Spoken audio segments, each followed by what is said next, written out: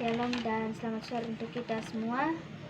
Pada saat ini kita akan membaca firman Tuhan dari Keluaran pasal 32 ayat yang pertama sampai ayat yang ke-14.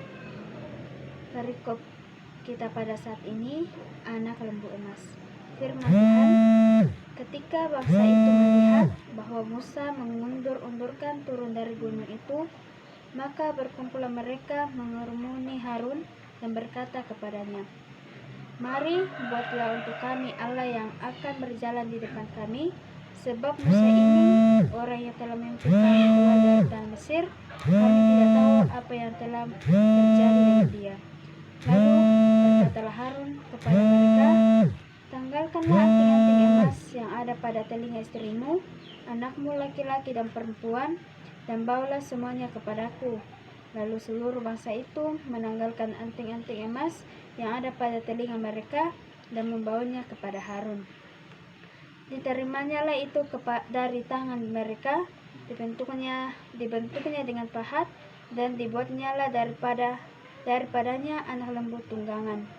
Kemudian berkatalah mereka, "Hai Israel, inilah Allahmu yang telah menuntun engkau keluar dari tanah Mesir." Ketika Harun melihat itu, didirikannya mezbah di depan anak lembu itu. Berserulah Harun katanya, "Besok hari raya bagi Tuhan, dan keesokan harinya pagi-pagi maka mereka mempersembahkan korban bakaran dan korban keselamatan. Sesudah itu duduklah bangsa itu untuk makan dan minum. Kemudian bangunlah mereka dan bersukaria." Berfirmanlah Tuhan kepada Musa, "Pergilah, turunlah, sebab bangsamu yang kau pimpin keluar dari tanah Mesir telah rusak lakunya." Segera juga mereka menyimpang dari jalan yang kuperintahkan kepada mereka.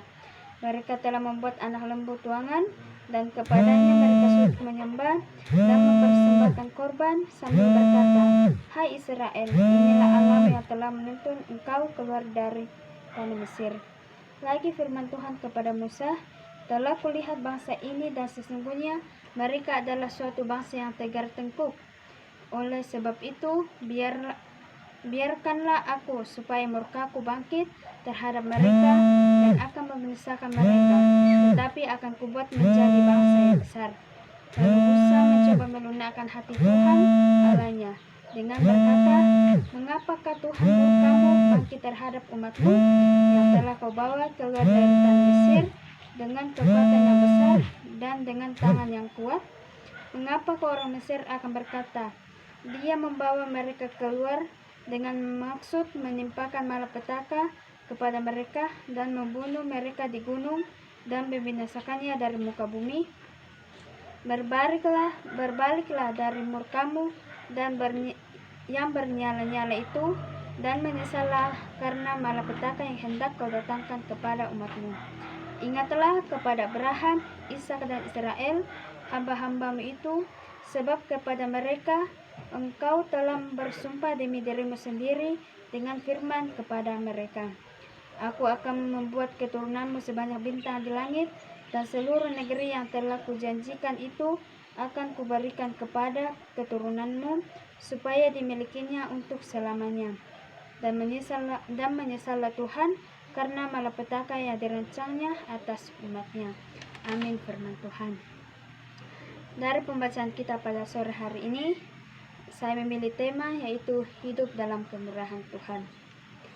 Dalam pembacaan kita pada saat ini yang telah kita baca dalam Keluaran pasal yang 32 ayat 1 sampai ayat yang ke-14 adalah salah satu contoh untuk kita umat manusia, di mana ketidaksabaran umat Israel menunggu Musa kembali dari gunung, yang mana hal itu membuat bangsa Israel mengambil jalannya sendiri, yaitu membuat berhala untuk disembah.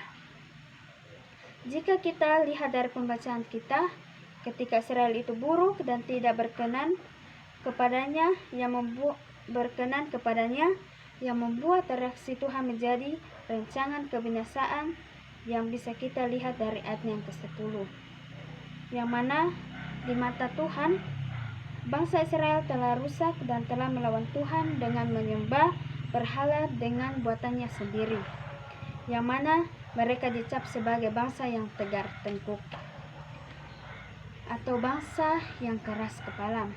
Kita dalam konteks ini bahwa kasih dan pengampunan dari Allah terhadap umatnya sangatlah nyata dengan tidak dilanjutkannya malapetaka dari Allah terhadap umatnya, yang mana Allah tetap mengasihi umatnya dan telah menyatakan kasih karunia lewat pengampunan. Kembali kita berbicara tentang kasih. Kasih itu adalah aktivitas yang dilakukan di mana memberikan tanpa mengharapkan imbalan, yang dilakukan karena kerelaan hati dari masing-masing pribadi yang melakukannya, yang mana kasih itu dapat kita lihat hanya pada Yesus yang mengasihi manusia tanpa mengharapkan imbalan, yang mana Allah menyesal akan apa yang hendak ia perbuat akan bangsa Israel, namun hal itu tidak menunjukkan bahwa Allah itu lemah dan tidak berdaya oleh permohonan Musa, akan tetapi karena Allah menghendaki umatnya segera kembali sesuai dengan hukum yang telah ditetapkannya, yang mana dari itu janganlah kita mengeraskan hati untuk membuat segala sesuatu yang bertentangan dengan kehendak Tuhan, tapi marilah kita menghadapi kemurahan Tuhan dalam kehidupan kita sehari-hari. Terpujilah nama Tuhan. Amin.